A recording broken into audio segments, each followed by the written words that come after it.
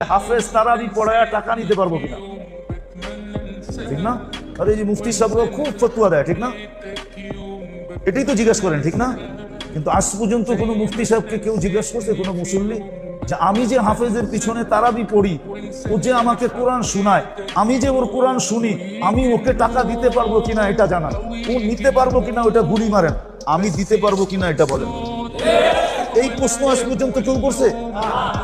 হ্যাঁ, না সেক্রেটারি করছে জিজ্ঞান, না সভাপতি করছে জিজ্ঞান, না মসজিদ কমিটি করছে জিজ্ঞান। হাফেজ নিতে পারবো কিনা এটা প্রশ্ন করে, এটা প্রশ্ন করে না আমি দিতে পারবো কিনা।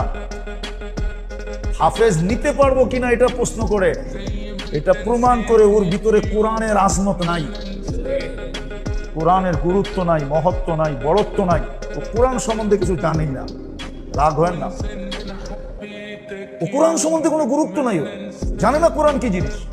কোরআনের মহত্ব যদি থাকতো তাহলে মুসল্লিরা হাফেজকে সোনার হার দিতে দিতে ডাইকা দিত।